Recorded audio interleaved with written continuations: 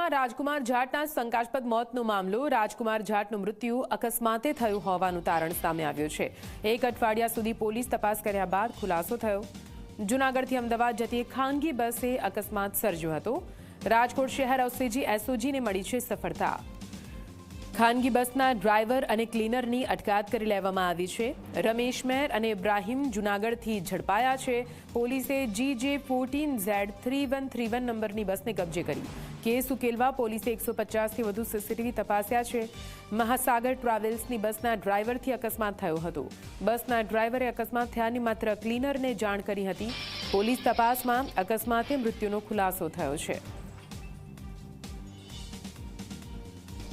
Fatal એક્સિડન્ટનો ગુનો સૌપ્રથમ દાખલ કરવામાં આવ્યો હતો અને ફેટલ એક્સિડન્ટનો ગુનો અનડિટેક્ટ હોય તેની તપાસ માટે થઈને અલગ અલગ ટીમોની રચના કરવામાં આવી હતી. અને આપણી પાસે એક ટાઈમ સ્પેન હતો કે આશરે 2:15 થી 2:30 વાગ્યાની વચ્ચે બનાવ બનેલો હોવો જોઈ શકે છે. આ બનાવ બનવાની સંભાવનાને ધ્યાનમાં રાખી એ સમયગાળામાં કયા કયા વાહનો ત્યાંથી પસાર થઈ રહ્યા છે તેની તપાસ હાથ ધરવામાં આવી અને 150થી વધુ સીસીટીવી કેમેરાઓ એ જે 4 થી 5 કિલોમીટરનો વિસ્તાર છે તેની અંદર ચકાસવામાં આવ્યા.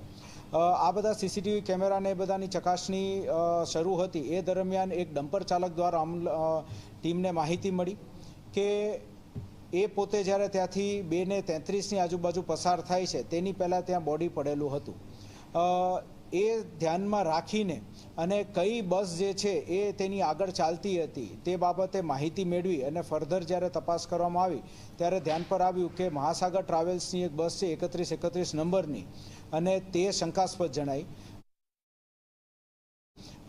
તે જે ડ્રાઈવર હતા તેની પૂછપરછ હાથ ધરવામાં આવી અને પૂછપરછના અંતે તે ડ્રાઈવર દ્વારા રાત્રિનો સમય હોય અને બ્રિજથી એ પોતે જ્યારે નીચે ઉતરતા હતા એ જ સમયે અચાનક જ તે આ વ્યક્તિ જે છે રોડની વચ્ચે ચાલ્યો જતો આવેલો હોય અને આંખ પર એને પ્રકાશ પડતા તેને દેખાણું નહીં અને તેનાથી એક ભૂલથી એક્સિડન્ટ થઈ ગયેલો હતું તેવી કબૂલાત આપવામાં આવી છે.